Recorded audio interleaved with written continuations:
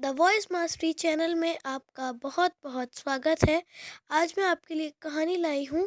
कहानी के एंड में आप मुझे ज़रूर बताइएगा कि आपको कहानी कैसी लगी। आज की कहानी है मेरे प्यारे पापा। एक दिन जब मैं घर से गुस्से से बड़बड़ाते हुए बाहर निकल आया था और रेलवे स्टेशन की ओर चलने लगा, मैं मन ही मन बड़बड़ा रहा था। पता नहीं कितने पैसे छुपा के रखे हैं, लेकिन मुझे एक साइकिल नहीं दिला सकते। अब मैं यहाँ से चला जाऊँगा और तब तक वापस नहीं आऊँगा जब तक मैं खुद के पैसों से साइकिल नहीं खरीद लेता। तभी मेरे पैर में कुछ चुभने का एहसास हुआ।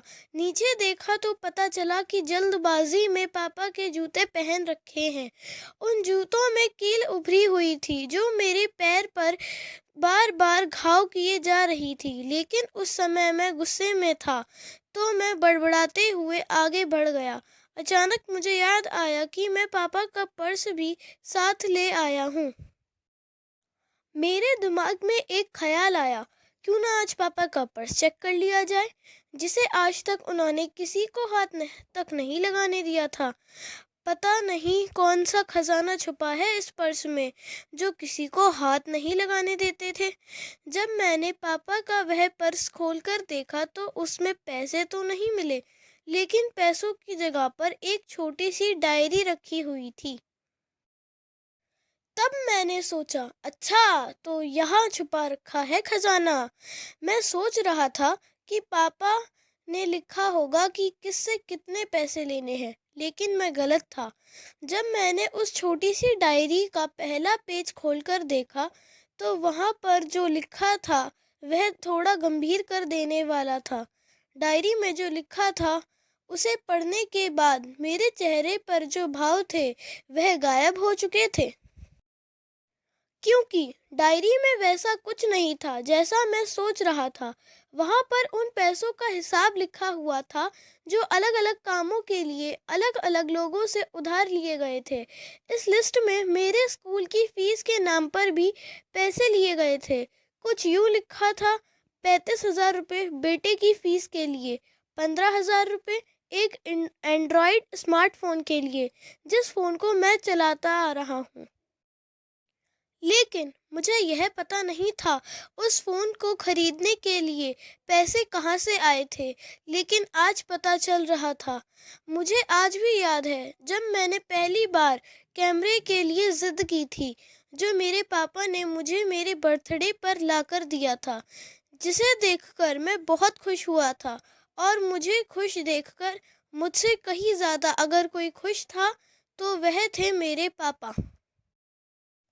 अब मेरे चेहरे से गुस्सा एकदम गायब हो चुका था। जब मैंने आगे का पन्ना पलटा तो वहाँ पर कुछ इच्छाएं लिखी हुई थी। उसमें जो लिखा हुआ था, अच्छे जूते पहनना। यह बात मेरी कुछ समझ नहीं आई।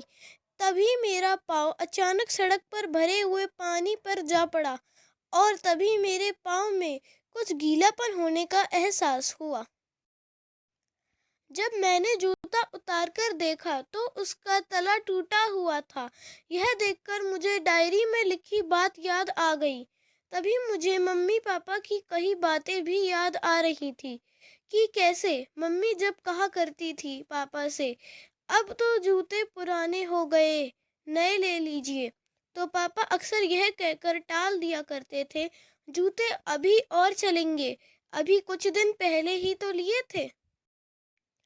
अब उस डायरी का आखिरी पन्ना बचा हुआ था। उस पन्ने को जब मैंने पलटकर देखा तो वहाँ कल की तारीख लिखी हुई थी, जिसके नीचे लिखा हुआ था 10,000 रुपये साइकिल के लिए। बस इतना पढ़ा और मेरा दिमाग सन्न रह गया। अब मेरे मन में कोई शिकवा गिला नहीं बचा था, बस मेरी आंखों से आंसू बह रहे थे। मुझे आज तक नहीं पता तब मैं क्यों रोए जा रहा था। अब मैं जल्दी से घर की तरफ भागा, लेकिन जूतों की वह कील पाँव में अब तक घाव बनाने में कामयाब हो चुकी थी।